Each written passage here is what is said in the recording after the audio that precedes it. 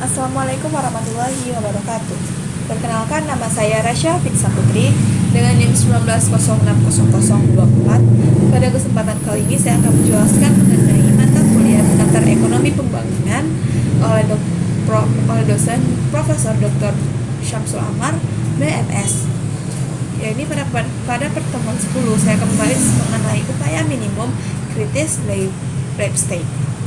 Profesor Harvey Lepstein mengajukan tesis, negara terbelakang dicekam oleh lingkungan setan kemiskinan, membuat mereka tetap berada di tingkat keseimbangan pendapatan per kapita yang rendah. Jalan keluarnya yaitu dengan upaya minimum kritis yang menaikkan pendapatan per kapita, di mana pembangunan yang berkesinambungan dapat dipertahankan. Menurut Epstein, ekonomi tunduk pada goncangan dan rangsangan. Goncangan menurunkan pendapatan per kapita sebelumnya dan rangsangan cenderung menaikkannya. Bila faktor yang meningkatkan pendapatan itu merangsang lebih kuat daripada faktor menurunkan per kapita, maka minimum krisis itu tercapai dan ekonomi berada pada garis pembangunan. Pertumbuhan penduduk suatu fungsi dari pendapatan per kapita. Mula-mula, tingkat keseimbangan subsistem, laju pertumbuhan pendapatan, kesuburan, serta kematian sesuai dengan tingkat kelangsungan hidup penduduk. Jika pendapatan per kapita naik, tingkat mobilitas turun tanpa dibarengi dengan penurunan tingkat kesuburan, sehingga pertumbuhan penduduk meningkat. Tetapi ini hanya sampai ke titik tertentu. Jika melebihi titik itu, maka kenaikan pendapatan per kapita akan menurunkan kesuburan, dan ketika pembangunan memperoleh momentum, pertumbuhan penduduk akan menurun. Argumen Lepstein, kenaikan pendapatan per kapita mempunyai keinginan untuk memperoleh anak yang banyak. Pendapatan orang tua akan makin sedikit, yang meningkat sesuai dengan kenaikan pendapatan dan mobilitas ekonomi dan sosial, menyebabkan kenyataan mengurus keluarga itu sulit dan mahal, sehingga pertumbuhan penduduk secara konstan dan mulai menurun secara perlahan. Menurut Lepstein, laju pertumbuhan maksimal penduduk secara biologis ada di antara 3-4%. Dalam mengatasi kekritisan penduduk, diperlukan usaha minimum kritis yang cukup besar. Faktor lain yang memerlukan pelaksanaan upaya minimum kritis skala disekonomi internal akibat tidak dibatasinya faktor produksi, disekonomi eksternal akibat ketergantungan eksternal, hambatan budaya, dan kelembagaan di negara terbelakang. Untuk mengatasinya diperlukan upaya minimum cukup kritis, cukup besar atau kritis. Tidak ada digunakan pada pendapatan subsistem, karena pada kenyataannya pengeluaran di negara terbelakang sekedar konsumsi hari ini. Si kaya jatuh pada konsumsi yang mewah diakibatkan demonstration effect. Sedikit yang diperlukan pada saluran yang efektif, tidak untuk modal baru. Jadi upaya minimum kritis harus lebih besar di atas pendapatan subsisten agar pembangunan ekonomi berkesinambungan dapat bergerak. Dasar pemikiran tesis upaya minimum kritis terletak pada kondisi ekonomi yang menguntungkan, kekuatan pendorong berkembang cepat daripada kelakuan penekan pendapatan diciptakan melalui agen-agen pertumbuhan, merupakan kuantum kapitalis yang terkandung di dalam masyarakat untuk menaikkan kegiatan membantu pertumbuhan. Agenda tersebut seperti pengusaha, investor, penabung, dan pembaru. Kegiatan tersebut menghasilkan munculnya kewirausahaan, peningkatan sumber pengetahuan, pengembangan keterampilan produktif rakyat, serta peningkatan tabungan dan investasi. Rangsangan dibagi atas dua, yaitu rangsangan zero sum, yaitu tidak berkaitan dengan pendapatan nasional yang bersifat upaya distributif, dan yang kedua ialah rangsangan positif sum, menuju pengembangan pendapatan nasional. Tipe positif sum menghasilkan pembangunan ekonomi. Di negara terbelakang, pengusaha terlibat pada kegiatan zero sum, mencakup yang pertama, kegiatan bukan dagang, menjamin monopolistik lebih besar, kekuatan politik, dan prestis sosial. Kegiatan dagang membawa ke pasar monopolistik lebih besar yang tidak menambah sumber agregat.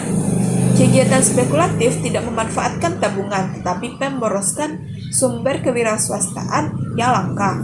Kegiatan yang memakai tabungan neto, tapi investasi dilakukan mencakup bidang usaha yang sifatnya sedemikian rupa, sehingga nilai sosial nihil dan lebih rendah dari nilai privatnya. Ekonomi terbelakang ada pengaruh tertentu yang bersifat anti perubahan, yaitu yang pertama, kegiatan zero sum ditujukan untuk mempertahankan hak istimewa ekonomi melalui pembatasan peluang yang dimiliki potensi yang berkembang. Yang kedua, tindakan konservatif buruh yang terorganisir maupun yang ditujukan untuk menentang perubahan. Perlawanan terhadap gagasan dan pengetahuan dan daya tarik pengetahuan klasik dan gagasan yang lama. Keempat, kenaikan konsumsi mewah pribadi atau publik yang dasarnya tidak produktif yang menggunakan sumber yang sebenarnya digunakan untuk akumulasi modal. Pertumbuhan penduduk yang angkatan buruh ditimbulkan hal-hal lain, tetapi sama mempunyai pengaruh menipiskan modal yang tersedia per pekerja dan rasio modal output yang tinggi. Hasil upaya minimum kritis, pendapatan per kapita akan naik, cenderung naiknya tabungan dan investasi.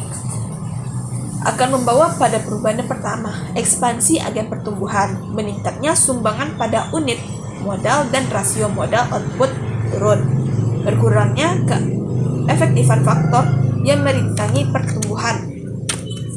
Yang keempat, penciptaan kondisi lingkungan dan sosial yang meningkatkan mobilitas ekonomi dan sosial. Dan yang terakhir, peningkatan spesialisasi dan perkembangan faktor sekunder dan tersier.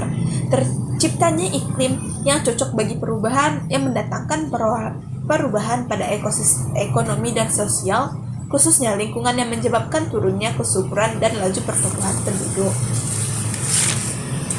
Teori ini mengandung beberapa kelemahan. Yang pertama, laju pertumbuhan penduduk berkaitan dengan tingkat kematian. Teori ini berasumsi pertumbuhan penduduk adalah fungsi yang makin meningkat dari tingkatan pendapatan per kapita sampai ke suatu titik.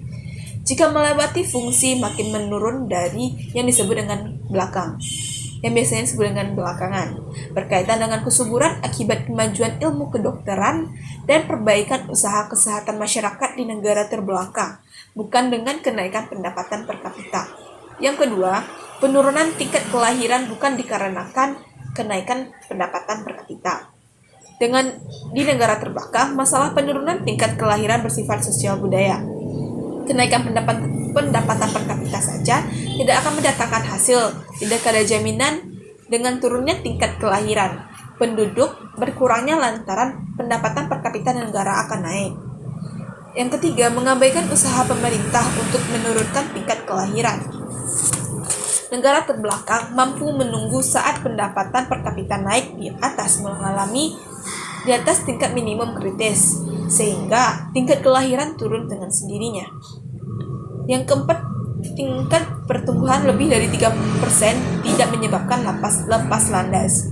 Adanya kemungkinan dijumpai kasus gagal lepas landas terjadi saat negara berhasil menaikkan rasio dari investasi di atas 10-12% dan kenaikan pertumbuhan pendapatan total di atas 3%, tetapi setelah itu laju pertumbuhan dan lebih rendah dan stagnasi. Yang kelima, mengabaikan unsur waktu. Teori ini luput memperhatikan waktu yang diperlukan bagi upaya berkesinambungan saat perubahan fundamental, struktur produktif, dan kelembagaan terjadi untuk menjamin berhasilnya lepas landas.